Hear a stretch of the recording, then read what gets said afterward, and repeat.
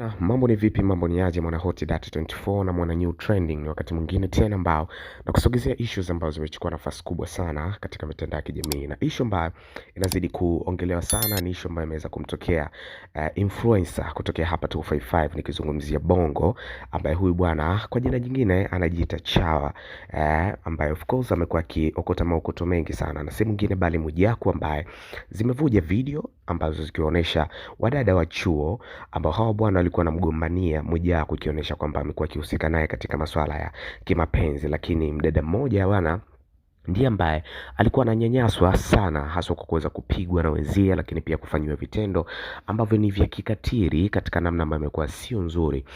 Na hii bwana ni video ambazo zilikuwa zinarekodiwa na wanafunzi wenyewe, wakidai kwamba wataweza kuziposti kwenye magrupu ya darasani kwao, lakini pia kwa chuo, ili kuweza kuonesha kwamba jinsi gani wanapomdhalilisha mwenzao kwa kuweza kuchukua bwana wake. Lakini kumbuka kwamba Mwijaku ana mpenzi wake na mke wake, naweza kusema Alicom, ambaye yuko naye, lakini still alionekana akiwa anatoka. Lakini hawa wadada bwana ni vijana wa chuo ambao walikuwa wanategemea pesa kutoka kwa Mwijaku, na ndo njia yao ambao wameweza kuitengeneza. Sasa vitendo ambavyo walikuwa wanamfanyia vimeonekana si vizuri, kwa kuweza kumwogesha maji ya moto, kuweza kumkata nywele, kuweza kumpiga, kuweza kumharas katika njia ambazo zimekuwa kiukweli zinaweza kuumiza. So Mange Kimambi ameweza upload ili swala, lakini pia kuweza kumtag mheshimiwa ambaye anahusika na masuala haya ya ustawi wa jamii, nikimzungumzia Dorothy Gwajima, ambaye ameweza kulishughulikia na kuweza kuhakikisha kwamba anatoa haki stahiki kwa hawa vijana ambao wameonekana wakiweza kumharas mwenzao kwa namna tofauti tofauti. Lakini pia ameweza kujitahidi kutengeneza mazingira ya kuongea